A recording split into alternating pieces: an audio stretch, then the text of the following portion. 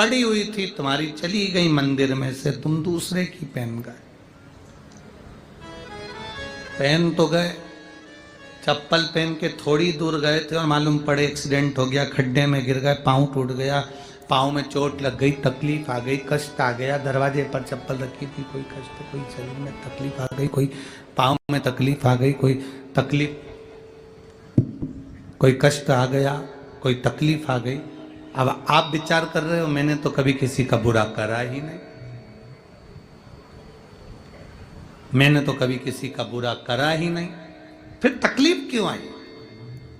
तकलीफ आने का कारण केवल इतना था कि दूसरे के पांव की पादुका जिस पर काल मंडरा रहा था वो तेरे पांव में आ गई और वो चली, उसका दुख तुझे भोगना, उसका कष्ट तुझे भोगना, कोई दूसरा नहीं भोगेगा, भोगना तुझे है। शिव महापुराण की कथा कहती है 3 चीजों से दूर रहना, दूसरे की 3 चीजें हमारे पास नहीं आना चाहिए। पांव की चप्पल जूता, दूसरे नंबर पर छाता, तीसरे नंबर पर मांग का टीका। ये 3 चीजों से थोड़ी सी दूरी बनाकर चलना, इन 3 चीजों से थोड़ी सी। किसी के पांव की चप्पल हमारे पांव में ना आए, किसी के पांव की पादुका, किसी का जूता चप्पल हमारे पास ना आए, इसका स्मरण रखें।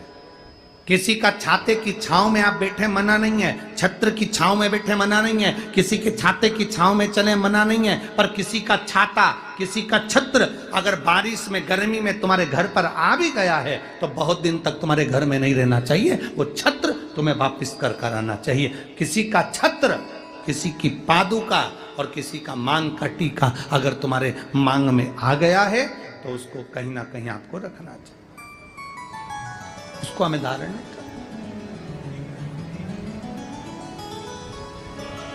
अच्छा, आपके स्मरण में है एक बात, यहां होता है कि नहीं होता महाराष्ट्र का तो हमको स्मरण नहीं है ऐसा, पर हमारे उधर का हम बता सकते हैं कि जब कोई मरता है, मरने के बाद में जो 12वें के दिन पंडित जी पूजन कराते हैं या 13वें के दिन कराते हैं या 10वें के दिन कराते हैं तो उसमें पद दिया जाता है। पद में छाता भी दिया जाता है, चप्पल भी दी जाती है, आसन भी दिया जाता है, लोटा भी दिया जाता है। इधर देते कि नहीं देते वो हमको नहीं मालूम, बोलो सही है कि गलत?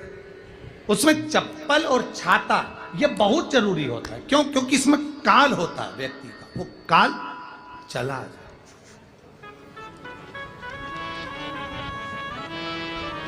कभी किसी गुरुद्वारे में गए हो आप लोग?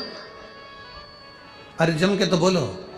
कभी किसी गुरुद्वारे में दर्शन करने के लिए गए हो? तो गुरुद्वारे में अगर दर्शन करने जाओगे तो वहां आप भोजन करो, लंगर चखो, सब कुछ करो। वहां गुरुद्वारे के बाहर या गुरुद्वारे के साइड में बड़े बड़े व्यक्ति भी तुम्हारे पांव की पादुका, चप्पल, जूते की सेवा करते हैं कि साहब यहाँ जूता रख दो, यहाँ चप्पल रख दो, यहाँ हम उठा कर दे देंगे। उसका कारण क्या है? उसका केवल एक कारण है